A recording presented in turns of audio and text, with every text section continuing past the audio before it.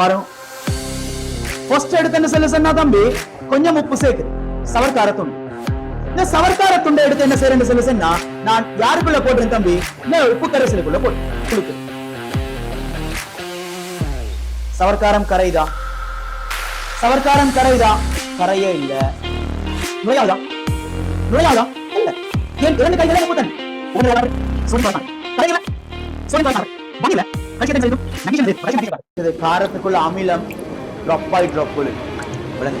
So நீங்க நல்லா அவதானிச்சுக்கொள்ளுங்க ஒரு கட்டத்துல தம்பி பிங்க் கலர் சடன்லி இல்லாமல் போ அந்த இடம் தான் தம்பி எனது நடுநிலையாக்குற புள்ளி ஐடியா விளைக்கொள்ளும்.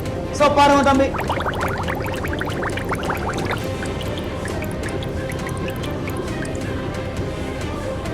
தம்பி ஐடியா விளங்குதான்.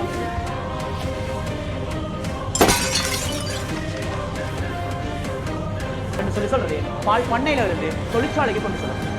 இவ்வாறு தொழிற்சாலைக்கு கொண்டு செல்லப்பட்ட பாலானது தம்பி என்ன செய்யப்படும் பால் சொல்றது மிகவும் சென்சிட்டிவான மிகவும் உணர்திறன் கொண்ட ஒரு நூலாகும்.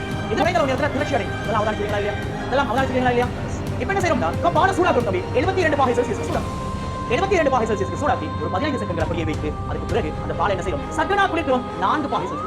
சட்டத்தில் என்ன செய்யும் நுண்ணங்கிகள் முற்றாக அழிவடைய மாட்டாது ஆனால் நுண்ணங்கிகளின் வளர்ச்சியானது கட்டுப்படுத்தப்படும். அப்படி இல்லாத பாத்திரப்பீங்க கடைகளை தம்பி இங்க வாங்கிருப்பீங்க பாய்ச்சாக்கம் செய்யப்பட்ட பால் சைடுல கூம்பகம் இருக்குது அதே நேரம் சதுரமுகியும் இருக்குது. சோ ஒரு கனவை முற்றாக நிறைச்சு இருக்கிறாங்க.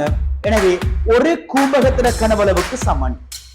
இரண்டாம் தடவை ஊற்றப்படும் போது 2 கூம்பத்தின கனவளவுக்கு சமன். மூன்றாம் தடவை ஊற்றப்படும் போது மூன்றாவது கூம்பகத்தின் கனவளவுக்கு சமன். எனவே இப்ப சிம்பிளா எங்களை பார்த்துக் கொள்ளும்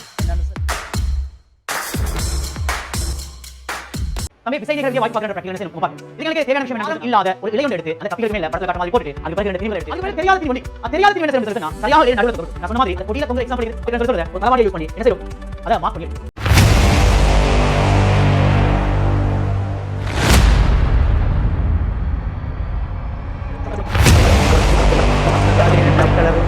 ஒரு ஆராய்ச்சியை வந்து விட்டு போறோம் வெட்டுங்களே.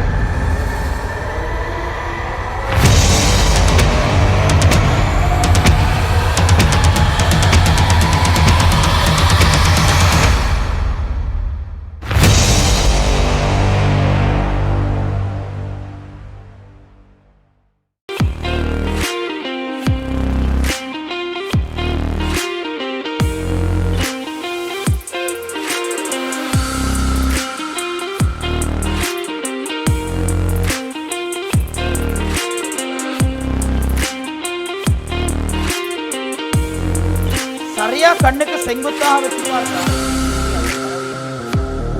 அதுக்கு தான் நான் அந்த பூ அசைக்க கூடாது.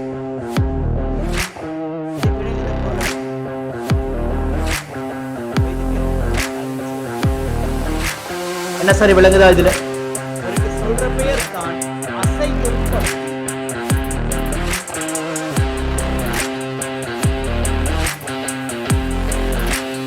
கோலத்தின் என்ன ரீடிங் எங்களுக்கு அளவிடக்கூடியதா இருக்கும். இந்த இடம்